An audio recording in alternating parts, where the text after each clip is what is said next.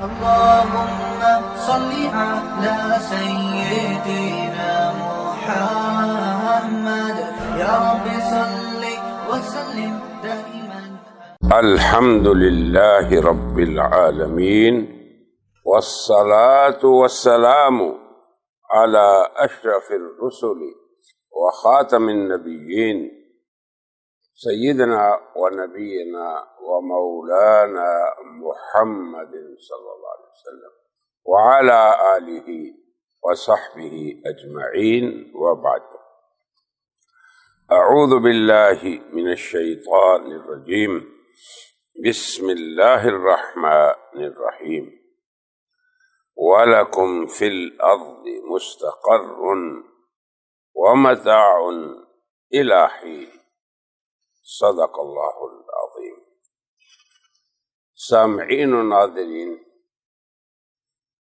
آج تک مختلف مجالس میں ہم نے 30 آیات قرآنی جن میں وفات عیسیٰ کا بیان نہیں، نزول سے پہلے یعنی حضرت عیسیٰ کے آسمان سے نازل ہونے سے پہلے ان کی موت کا ذکر کسی آیت میں نہیں. 29 میں سے جن میں مرزا غلام احمد اپنی باطل تعویل و تحریف کے ذریعے حضرت عیسیٰ کو فوت شدہ نبی ثابت کرنے کی ناکام سعی کرتا ہے، ان میں سے 10 آیات کے بارے میں ہم گفتگو کر چکے ہیں. وہ 10 کون سی ہیں یاد رکھیں. ان میں سے 7 آیات عیسیٰ علیہ السلام سے تعلق رکھتی ہیں. یہ نہیں ہے کہ ان 7 آیات میں عیسیٰ کی نزول سے پہلے وفات کا ذکر ہے، ہرگز ایسی بات نہیں، مگر ان کا حضرت عیسیٰ علیہ السلام سے تعلق ہے. 7 کا اشارہ بھی ہم کر دیتے ہیں، جیسے آل عمران کی آیت 55، یا عیسیٰ انی متوفیک ورافعک الی ومطہرک من الذین کفروا. اسی طرح مائدہ کی 117 نمبر، وکنت علیہم شہیدا ما دمت فیہم فلما توفیتنی.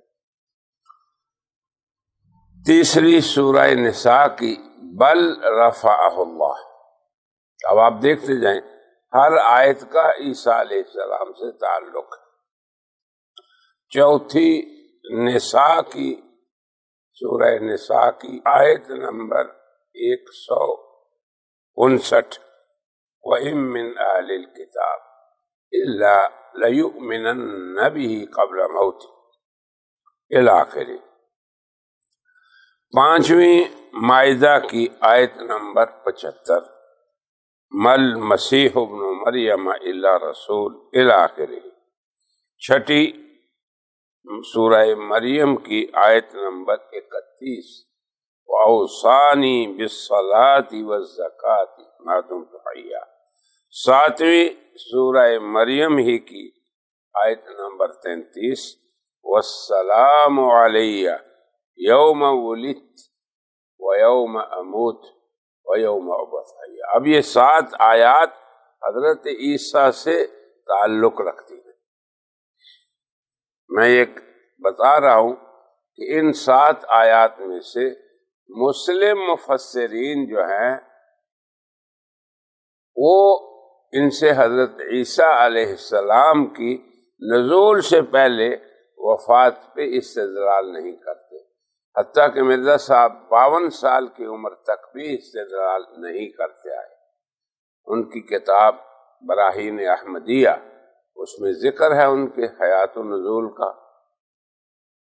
تو یہ آیات تو سینکڑوں برس پہلے نازل ہو چکی تھی جناب رسول اللہ. کہاں تھا مرزا صاحب کا استدلال؟ کسی بھی مسلم مفسر نے ان 7 آیات سے عیسیٰ علیہ السلام کو فوت شدہ نبی شمار نہیں کیا. کسی مسلم مفسر نے۔ اگر اہل الحاد خصوصاً قادیانیت نے یہ کام کیا ہے کس چالاکی سے، تو ان چالاکیوں کا ہم نے بیان کر دیا اور ان کے طرز استدلال کا بھی رد کر لیا۔ میری اس فیلڈ میں کام کرنے والے علماء کرام اور داعی حضرات سے یہ گزارش ہے کہ وہ ہمیشہ ان آیات کو اپنے سامنے رکھیں، پھر مرزا صاحب کے طرز استدلال کو بھی سامنے رکھیں اور اسے بیان بھی کریں، تاکہ قادیانی مربی حضرات یا جو ابنائے قادیانیت مرزا صاحب کی کتابیں تو نہیں پڑھتے، کم از کم ان آیات سے مرزا صاحب کے باطل استدلال کو سمجھ کر اس غلط عقیدے سے توبہ کریں۔ تو 7 آیتیں یہ، آگے 3 آیتیں وہ ہیں جن کا سابق انبیاء سے تعلق ہے۔ اب آپ دیکھیں، اور 8ویں 9ویں اور 10ویں تینوں آیات، ان میں سے پہلی آیت یعنی 8ویں 30 میں سے 8ویں، اور وہ آیات جو پہلے انبیاء سے تعلق رکھتی ہیں وہ 3 ہیں۔ پہلی کیا ہے یا 9ویں کیا ہے؟ وما محمد الا رسول قد خلت من قبلہ۔ مرزا صاحب کے استدلال کو بھی ہم نے بیان کیا اور اس کا ابطال بھی کیا۔ اس کے بعد یہ 8ویں آیت ہوئی، 9ویں آیت ہے تلک امۃ قد خلت لہا ما کسبت ولکم ما کسبتم ولا تسألون عما كانوا يعملون۔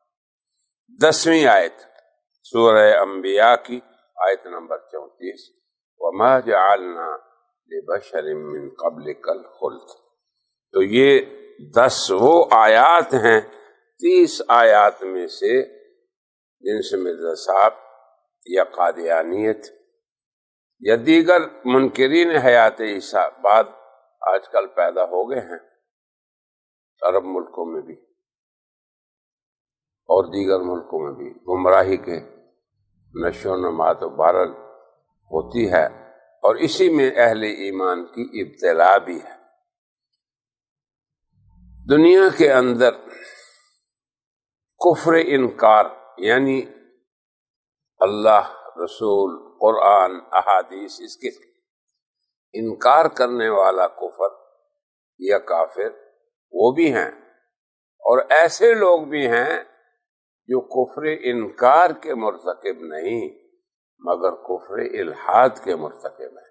کیا مطلب؟ اللہ کی آیات کو اللہ کی مراد پہ نہیں مانتے، یہ ہے، کیونکہ ایمان یہ ہے کہ آپ اللہ پر اور جو کچھ اللہ کی طرف سے ہمارے پاس آیا اس پہ ایمان لائیں، اللہ کی مراد پہ، یہ ہے ایمان۔ اور یہ کفر الحاد ہے کہ آپ کہیں ہم اللہ کی آیات کو مانتے ہیں، مراد کا انکار کرتے ہیں۔ جیسے ان آیات سے اللہ کی مراد عیسیٰ علیہ السلام کی وفات کو بیان کرنا نہیں، نزول سے پہلے پہلے وہ مر ہی نہیں سکتے۔ اللہ نے ان کی موت کی بھی شرائط ذکر کی ہیں، نبی کریم صلی اللہ علیہ وسلم نے پوری تفاصیل متواتر احادیث میں بیان کی۔ تو ایک شخص ان سب چیزوں کا انکار کرتا ہے مگر کہتا ہے کہ ہاں جی قرآن کو بھی میں مانتا ہوں، احادیث نبویہ کو، مگر ان کی مراد کو نہیں مانتا۔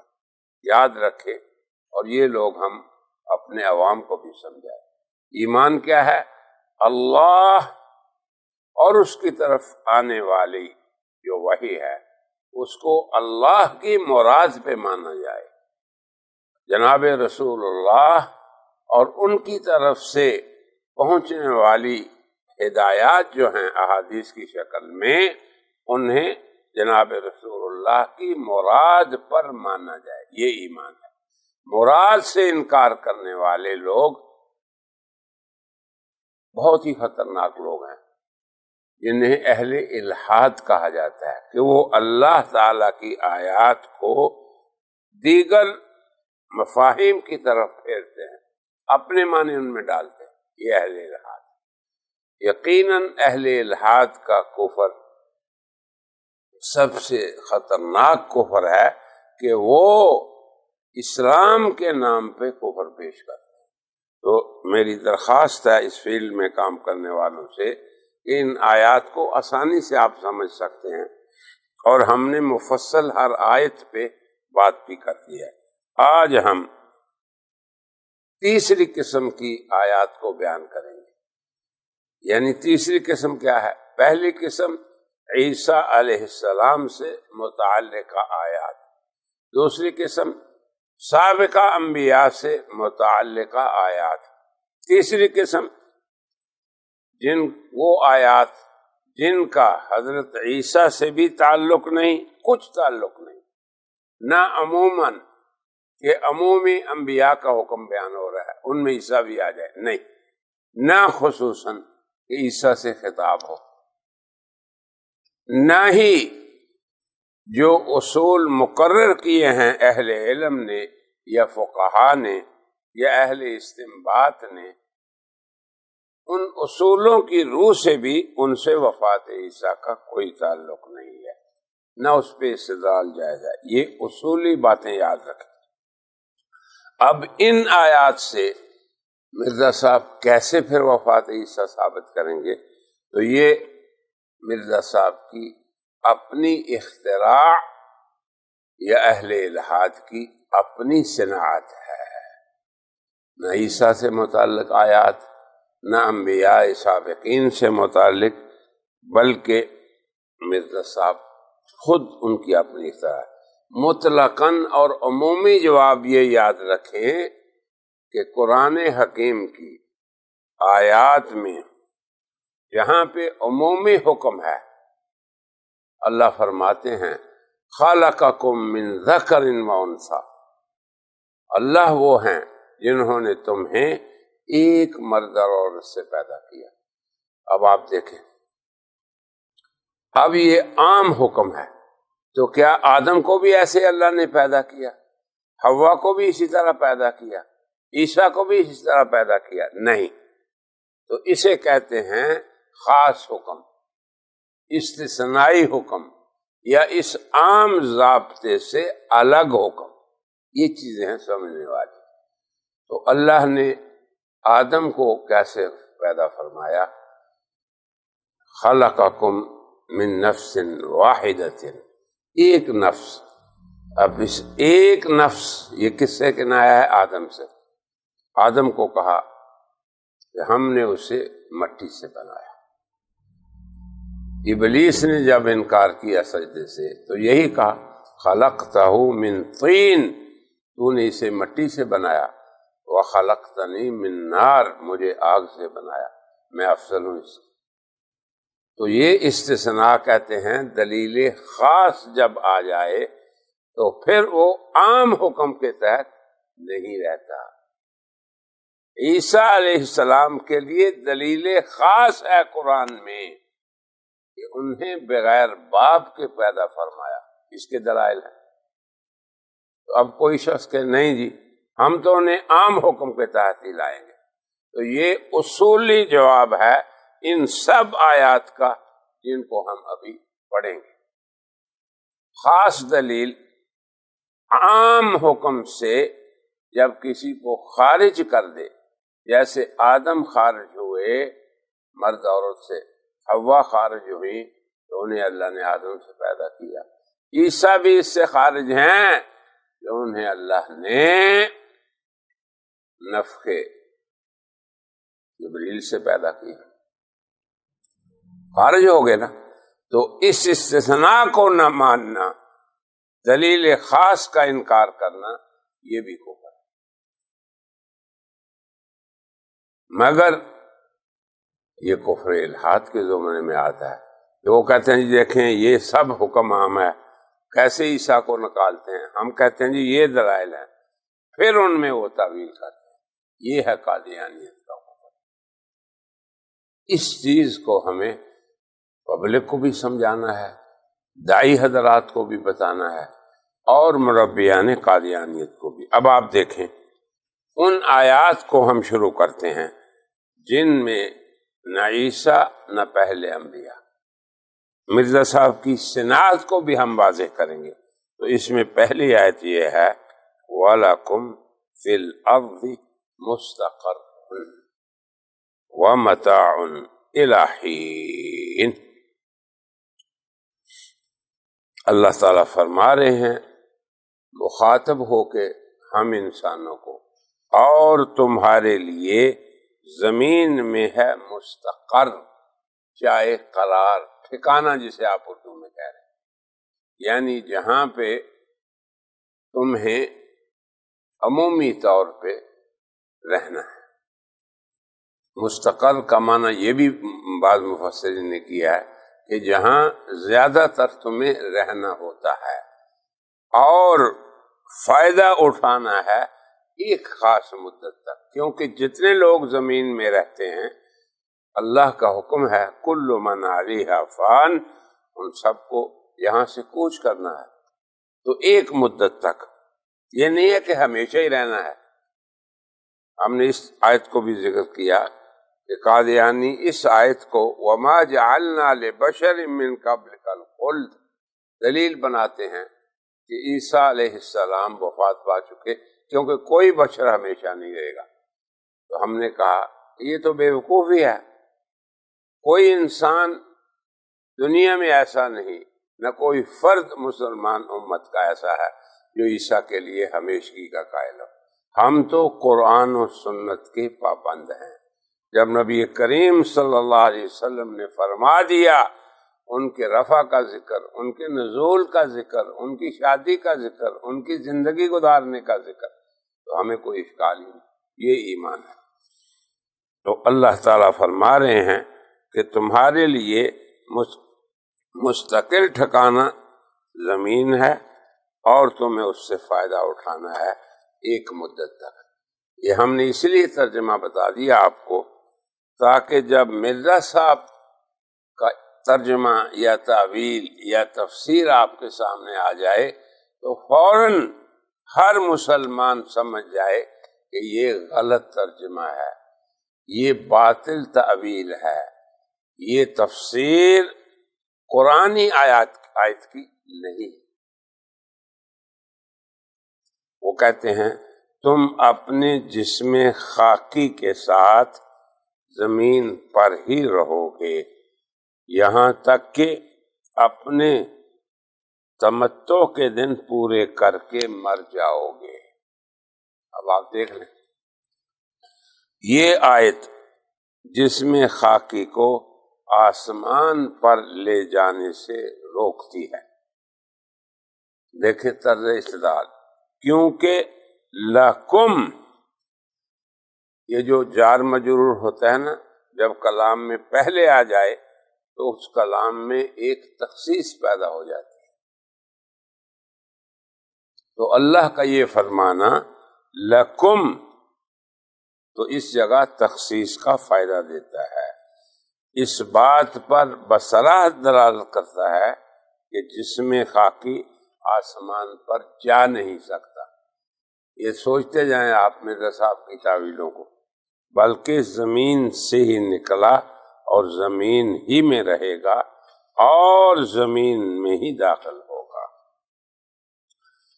اب آگے ہم اس پہ نقاش کرتے ہیں کہ ہر صاحب عقل، صاحب بصیرت، صاحب علم انسان مرزا صاحب کی قوت استدلال کا خود ہی اندازہ لگا سکتا ہے کہ کس قدر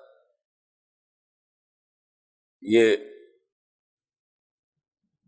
مرزا صاحب کا استدلال ضعیف ہے، واہی ہے، مکڑے کے جالے کی طرح ہے، اور کس طرح بہانے سے وہ حضرت عیسیٰ کو فوت شدہ نبی ثابت کرتے، کیونکہ کوئی بھی استدلال یہ نہیں ہے کہ کوئی آیت پڑھ کے آپ شروع ہو جائیں کہ اس سے یہ ثابت ہو رہا ہے۔ استدلال وہ صحیح ہوتا ہے کہ جو قرآن و سنت کی صریح نصوص کے خلاف نہ ہو۔ اب آپ دیکھیں، صریح نصوص قرآن حکیم کی یہ بتاتی ہیں کہ فرشتے زمین میں اترتے ہیں، مگر فرشتے ان کا اصل ٹھکانہ آسمان ہے، آتے جاتے رہتے ہیں۔ قرآن حکیم ہمیں یہ بتاتا ہے کہ اللہ تعالی نے اس وقت عیسیٰ علیہ السلام کو اٹھا لیا اپنی طرف جب بنی اسرائیل کے کفار انہیں قتل کرنا چاہتے تھے۔ وَمَكَرُوا وَمَكَرَ اللَّهُ وَاللَّهُ خَيْرُ الْمَاكِرِينَ۔ تو اب کسی بھی آیت کا ترجمہ یا تفسیر کرنے سے پہلے اسے کسی خاص دلیل کے خلاف نہیں ہونا چاہیے، جس کا استثناء ہے اس کے خلاف نہ ہو، پھر یہ کہ وہ سباق و سیاق کے مخالف نہ ہو، پھر یہ کہ جو الفاظ ہیں ان کے خلاف نہ ہو۔ تو کہاں اللہ تعالیٰ نے بتایا کہ زمین کے علاوہ تم جو ہو انسان، یہ فرما دیا لَكُمْ فِي الْأَرْضِ مُسْتَقَرٌ، اسی آیت میں وَمَتَاعٌ، ایک مدت تک تمہیں یہاں ٹھکانہ دیا اور فائدہ تم اٹھاؤ، ایک مدت تک۔ یہ تو آیت خود یہ بتا رہی ہے کہ یہ انسان کا اصلی گھر نہیں۔ وَمَا هَذِهِ الْحَيَاةُ الدُّنْيَا إِلَّا لَهْوٌ وَلَعِبٌ، یہ تو کھیل تماشا ہے۔ وَإِنَّ الدَّارَ الْآخِرَةَ لَهِيَ الْحَيَوَانُ، اصلی تمہاری رہائش کا آخرت ہے۔ تو یہ مرزا صاحب نے کہاں سے استدلال کیا کہ جسم خاکی کے ساتھ زمین ہی پر رہو گے اور تم آسمان پر نہیں جا سکتے ہو، اور جسم خاکی کے ساتھ کوئی شخص آسمان پر نہیں جا سکتا، زمین سے نکلا زمین پر ہی رہے گا اور زمین ہی میں داخل ہوگا۔ تو اللہ تعالی نے طبعی طور پہ جو مقر بنایا، ٹھکانہ بنایا جس میں عمومی انسان رہتے ہیں، وہ زمین ہے، اسی میں دفن کیے جاتے ہیں۔ منہا خلقناکم ومنہا، اللہ تعالی نے فرمایا کہ تمہیں زمین سے ہی، مٹی سے ہی بنایا، اور پھر مٹی میں ہی تم رہتے ہو، اور پھر تمہیں اللہ تعالیٰ اسی جگہ سے دوبارہ اٹھائیں گے۔ تو اس میں کوئی اشکال ہے ہی نہیں۔ تو اس آیت سے وفات مسیح پہ استدلال، کیا تک ہے اس کا؟ اس میں تو یہ بیان کیا گیا کہ تم دنیا کی زندگی یہاں گزارو گے، پھر مر جاؤ گے، پھر اللہ تعالیٰ تمہیں یہیں سے اٹھائیں گے، یہ سب کچھ ٹھیک ہے، مگر وفات مسیح کا اس سے کیا تعلق ہے؟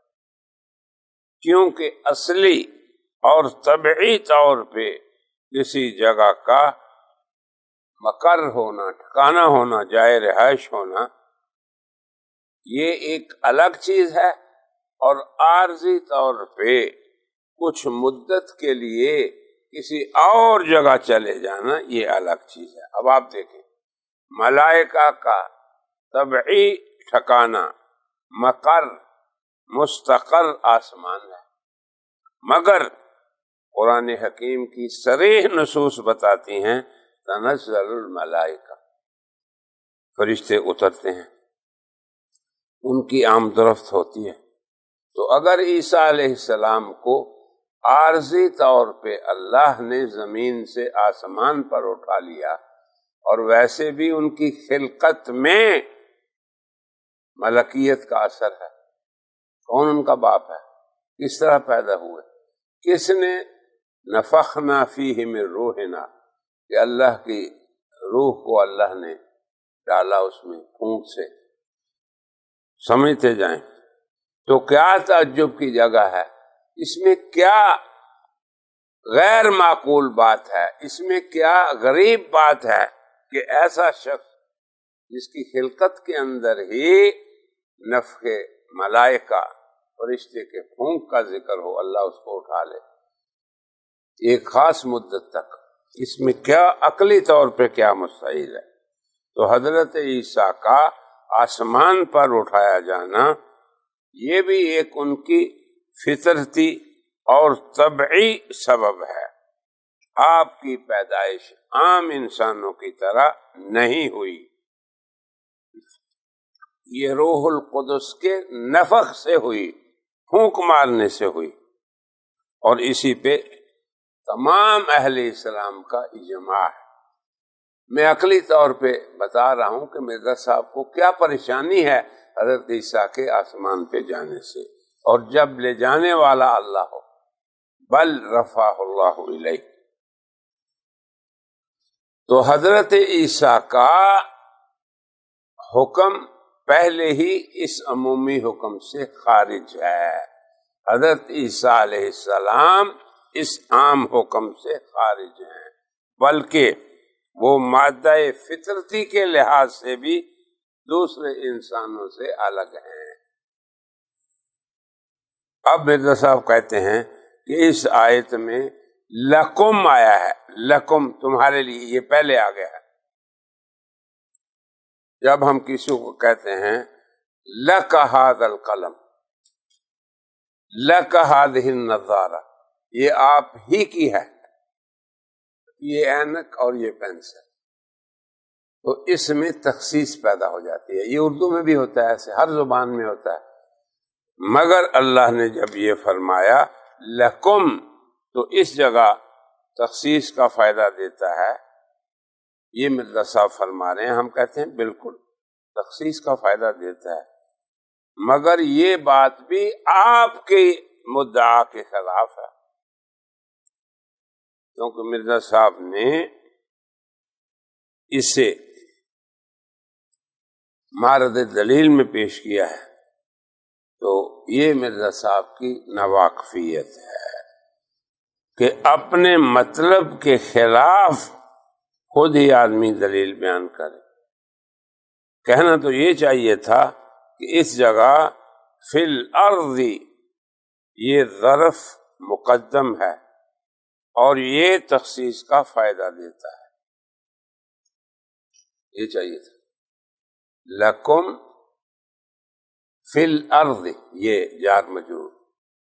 تو ہم یہ کہتے ہیں کہ اگر فی الارض یہ مقدم ہو گیا جار مجرور، تو آپ حصر کا فائدہ اٹھا کے یہ نتیجہ نکالتے ہیں کہ صرف زمین ہی آدمی کے لیے جائے قرار ہے، اس کے سوا اور کوئی جگہ جا ہی نہیں سکتا انسان.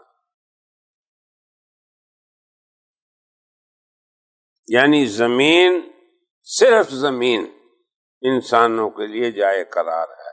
اب آپ توجہ سے سنیں، یعنی زمین لکم تمہارے لیے خاص ہے. اب آپ خود دیکھیں کہ اس زمین میں اے حضرت انسان، آپ کے سوا کوئی اور رہتا ہے؟ اس زمین میں جانور ہیں، اس زمین میں گھوڑے، گدھے، خچر، انسان، حیوان اور جنگلی جانور، سور، خنازیر. اس زمین میں حشرات لاکھوں کروڑوں قسم کے موجود ہیں. تو کیا صرف انسان ہی یہاں رہتے ہیں؟ یہ تخصیص ہے آپ کی، یہ سراسر حماقت ہے. یعنی اگر یہ تخصیص ہے آپ کی کہ زمین صرف انسانوں ہی کے لیے ہے، یہ بھی تو حصر ہے نا اس میں، کہ صرف زمین میں انسان ہی رہیں گے، ان کے سوا اور کوئی نہیں. تو لکم بھی تو پہلے ہے نا.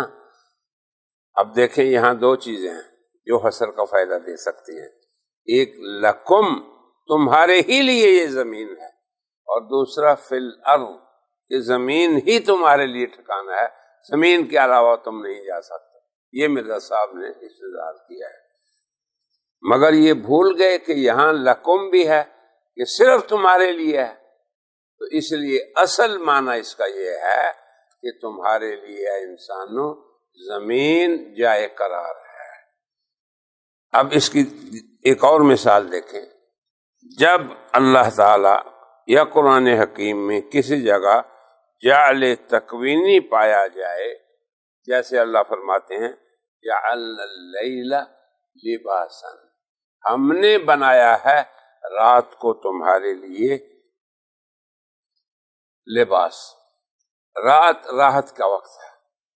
وَمِن رَحْمَتِهِ أَن جَعَلَ لَكُمْ، تمہارے لیے رات کو بنایا لِتَسْكُنُوا، تاکہ تم سکون حاصل کرو، تاکہ تم آرام پا سکو۔ وَالنَّهَارَ مُبْصِرًا، دن کو بنایا تمہارے لیے دکھانے والا، کام کرتے ہو تم۔ اب توجہ سے سنیں اس بات کو۔ اسی طرح اللہ نے فرمایا وَلَكُمْ فِي الْأَرْضِ مُسْتَقَرٌّ، تمہارے لیے زمین میں ٹھکانا ہے۔ اب یہاں اللہ فرماتے ہیں کہ رات کو تمہیں سونا ہے، دن کو کام کرنا ہے۔ تو اب جب جعل تکوینی ہو تو مجعول الیہ لازم نہیں ہوتا۔ یہ ضروری نہیں ہے کہ تمام انسان رات کو ضروری ہے سوئیں اور کوئی انسان نہ جاگے۔ یہ ضروری ہے کہ رات کو کوئی انسان کام نہ کرے۔ دنیا میں لاکھوں انسان رات کی ڈیوٹی پہ ہوتے ہیں، یہ سمجھنے والی بات ہے، عام انسان بھی سمجھ سکتے ہیں۔ تو کتنے انسان ہیں جو رات کو کام کرتے ہیں اور دن کو پھر وہ بیچارے سوتے ہیں۔ تو مقصد یہ ہوتا ہے کہ مجعول الیہ لازم نہیں ہوتا، وہ عارض ہوتا ہے۔ جیسے کہ اللہ نے کیا فرمایا وَجَعَلْنَا اللَّيْلَ لِبَاسًا، رات لباس ہے، وَالنَّهَارَ مَعَاشًا، دن کو تم روزی کماتے ہو۔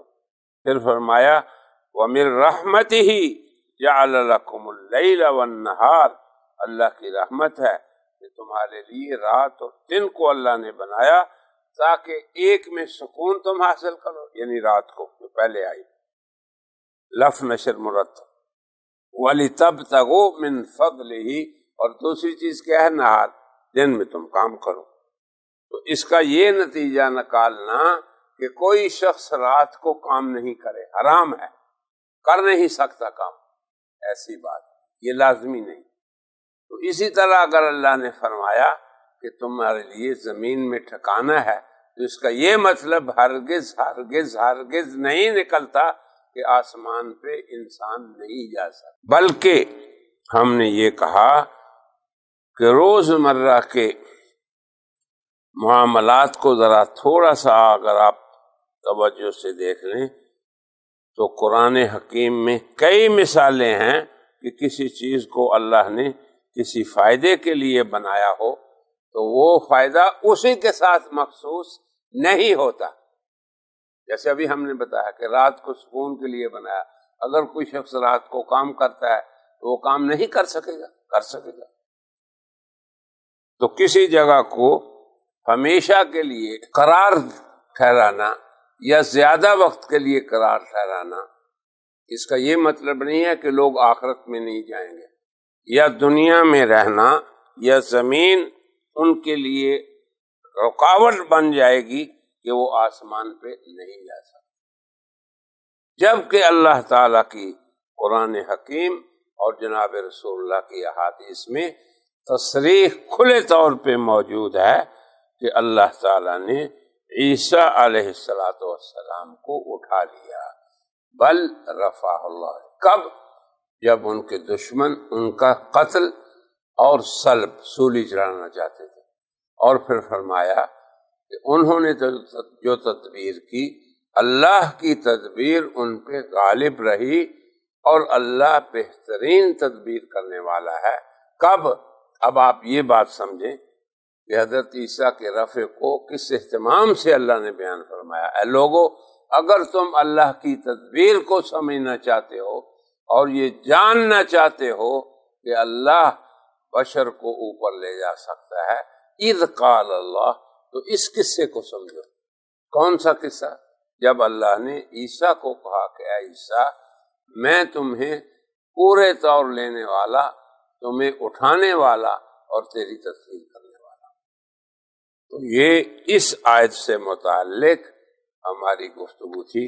اللہ سے دعا ہے کہ یہ جو باطل اور کمزور مکڑی کے جالے کی طرح یہ مرزا صاحب کے استدلال ہیں، ان کو قادیانی مربی بھی سمجھیں اور ہمارے دائی حضرات بھی سمجھ کے یاد کر لیں کہ یہ دلیلیں کون ہیں، اور پھر یہ اس چیز سے نہ گھبرائیں کہ 30 آیات سے مرزا نے حضرت عیسیٰ کو وفات شدہ ثابت کر دیا۔ اب ہم نے یہاں تک 10 پہلی اور یہ 11 آیات تک کلام کر دی ہے۔ انشاءاللہ بقیہ آیات پہ آئندہ مجلس میں کلام ہوگی، اور اللہ سے ہماری دعا ہے کہ اللہ تعالیٰ بھٹکی ہوئی بہکی ہوئی قادیانیت کو حق کا راستہ دکھا دے، اور حیات عیسیٰ کا وہ عقیدہ جو جناب نبی کریم صلی اللہ علیہ وسلم سے آج تک اور قیامت تک رہے گا، اس پہ اس بھٹکی بھولی ہوئی انسانیت کو ہدایت کا راستہ دکھا دے۔ وآخر دعوانا ان الحمد للہ رب العالمین۔